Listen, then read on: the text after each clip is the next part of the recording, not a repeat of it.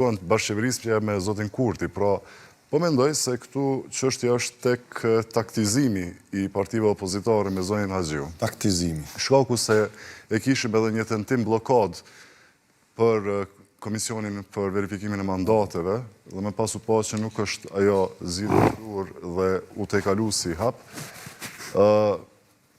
Nëse vërtet partitë opozitare do të donin ta sfidonin zotin Kurti sa i përket marrjes edhe të një mandati, atëherë, sipas kushtetutës siç është e parapar, do t'ja votonin kandidatin e kryeparlamentarit dhe do të prisnin nëse mundet ose jo ta formoj qeverin me ato votat të cilat i ka.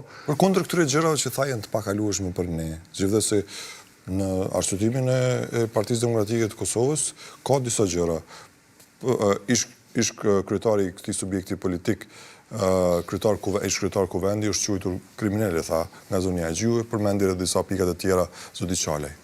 Po, unë thash, nëse do të donin që të realizonin atë konceptin që e kanë një qeverisje pa zotin Kurti, ma që sa ka mujtë me i kuptu nga deklarimet publike të disa eksponentëve të PDK-s, e din se asnjë kushtetut nuk specifikon qartësisht se si duhet zhvilluar një seancë, po e tregon se duhet themeluar institucionet, pra nuk parashin aty ngërçe që mund të krijohen për shkaqe që zoti Çalaj i përmendi, e nesër mund t'i përmendi kusht tjetër.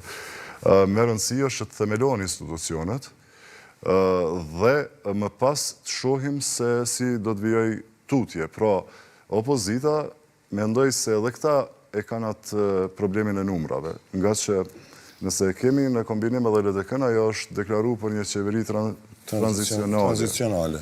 Pra, nuk është që e ka po... PDK-ja i tha jo në një farë forme. Po, nuk është që ata mendojnë që një bashkëqeverisje me PDK-n, apo që nëse ja rëmbejnë zotit Kurti pushtetin tashti me këtë diferencë të votave, mendojnë se nuk do të ishte në favorin e tyre. Pra, janë për llogaritje që partitë i bëjnë brenda grupit të tyre dhe se cila i ka arsyet të tyre. Në parim, vetëvendosja mund të propozohet që ka drejt kushtetuese emrin që i takon. Nëse vazhdohet me këtë avaz, kam frikë se atëherë do të krijohej gjithmonë një precedent që tjetrit ja kontestojë emrin e tjetrit. Këta edhe kur kanë dalë në zgjedhje nuk është që i kanë pas simpatit më të mëdha njëri për tjetrin, është ditë që janë rival politik dhe në gjykimin tim nuk ka ty emra me pak preferuar, më shumë preferuar, nga që duan që partia tyre të fitoj. Në këtë rast, vetëvendosja ka propozu këtë emra, ashtu që i takon me ligj, të tjertë mund të kontestojnë, arsyet janë këto që i shprehu zoti Çalaj sa i përket PDK-s, po me të njëjtat arsye, me arsye të ndryshme, po me të njëjtin motiv mundet atër të krijosi praktikë që secili ta kontestoj emrin e dikuj, sepse a priori ka argumente për ta kontestu, nga që janë kundërshtar politik. E mendoj që në këto situata duhet mu të i kalu. Nëse e kam për interes të mirën e qytetarit.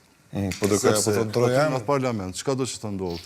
Do të ndodhë, si për të mirën, si për të keqen e votuzet dhe të vendosjes të PDK-s, DDK-s e kështu me radhë. Pra, zoti Çalaj mund të jetë deputet i PDK-s, mirë po përfaqëson edhe interesin e gjithë shoqërisë, gjithë qytetarëve, duhet mendoj, pa dallime partijake. Këtu po mendoj se i natët partijake po e penalizojnë interesin. Janë trallë deputetet që dalin mbi partinë.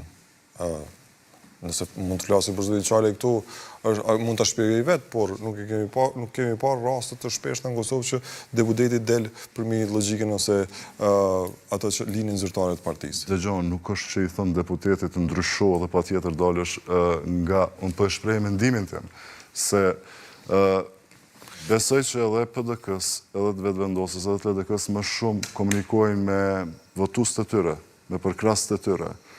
Po duhet të qëndrojnë mbi situatën. Ajo çka është e përbashkët e gjithë votuesve është interesi që Kosova të funksionojë si shtet, institucionet themelohen, sepse nëse do të fillojmë me këto i natët,